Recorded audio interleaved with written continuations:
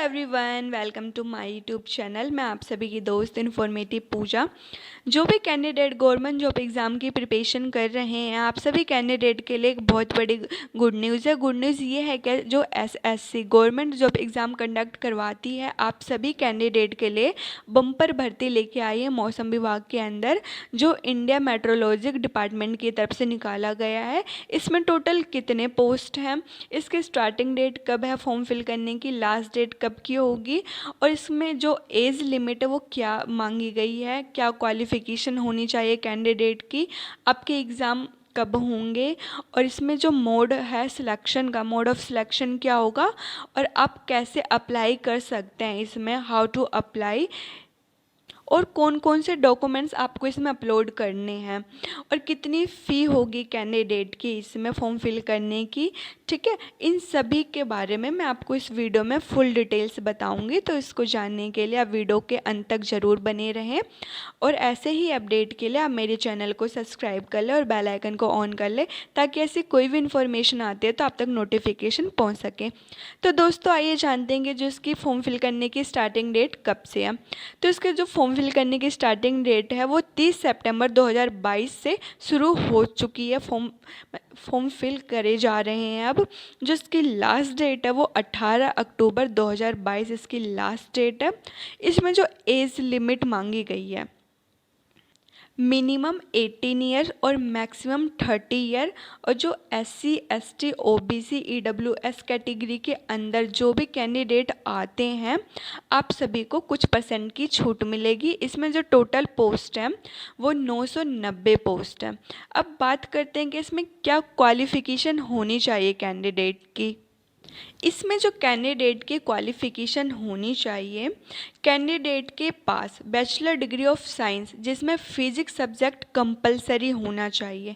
ठीक है, इसके अलावा आपके पास bachelor degree with computer science, bachelor degree with IT, bachelor degree with computer application, इनमें से किसी एक का भी आपके पास डिग्री होना चाहिए। ठीक है, इसके अलावा आपके पास diploma in electronic and telecommunication engineering में डिप्लोमा होना चाहिए। इन दोनों में से कोई एक सर्टिफिकेट आपके पास होना चाहिए, तभी आप इसके लिए एलिजिबल होंगे। इसमें भी 3 क्राइटेरिया में डिवाइड किया गया है इसको। जो फर्स्ट क्राइटेरिया है, किसी भी कैंडिडेट के पास चाहे उसके पास डिप्लोमा का सर्टिफिकेट हो या डिग्री का सर्टिफिकेट हो, दोनों में अगर आपका परसेंटेज वाइज मार्क्स दिए गए हैं तो कम से कम उसमें 60% मार्क्स होने चाहिए, तब आप इसके लिए एलिजिबल होंगे।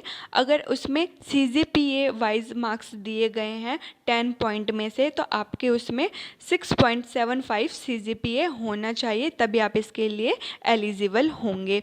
सेकंड क्राइटेरिया जो है, इसमें दिया गया है कि जो कैंडिडेट जिनके पास डिग्री या डिप्लोमा दोनों में से कोई भी एक सर्टिफिकेट है, वो कम से कम आपका 12th के 3 साल के बाद होना चाहिए। यानी कि अगर किसी कैंडिडेट ने फॉर एग्ज़ाम्पल 2015 में 12th किया हो, तो उसका 3 साल बाद यानी कि 2018 के बाद 2019 का डिप्लोमा होना चाहिए डिग्री। ठीक है, और जो थर्ड क्राइटेरिया इसमें दिया गया है, इसमें ये बोला गया है कि जो 12th क्लास में जो भी कैंडिडेट 12th क्लास में साइंस थी उसके पास, ठीक है, विद उसमें जो कोर सब्जेक्ट होना चाहिए उसमें फिजिक्स और मैथमेटिक कोर सब्जेक्ट होना चाहिए उसमें। ठीक है, अगर आपका 12th क्लास में साइंस थी तो आपका उसमें कोर सब्जेक्ट के रूप में मैथमेटिक और फिज़िक्स होना चाहिए, तभी आप इसके लिए एलिजिबल होंगे। तो दोस्तों ये तो बात हो गई क्या क्वालिफ़िकेशन होनी चाहिए कैंडिडेट की इसमें। अब बात करते हैं कि जिसमें मोड ऑफ सिलेक्शन क्या है इसमें। तो इसमें जो मोड ऑफ सिलेक्शन है वो CVT मोड है इसमें। ठीक है, आपको CVT मोड एग्ज़ाम होगा, यानी कि कंप्यूटर बेस्ड एग्ज़ाम होगा आपका इसमें। ये जो एग्ज़ाम होगा आपका 2 टर्म में बांटा गया है। टोटल जो आपका नंबर होगा पेपर का 200 मार्क्स का आपका होगा पेपर, जिसमें 2 टर्म में बांटा गया है। जो फर्स्ट टर्म में आपके 100 मार्क्स के क्वेश्चन पूछे जाएंगे और सेकंड टर्म में आपके 100 मार्क्स के क्वेश्चन पूछे जाएंगे। टोटल जो टाइम है वो 120 मिनट का टाइम है इसमें।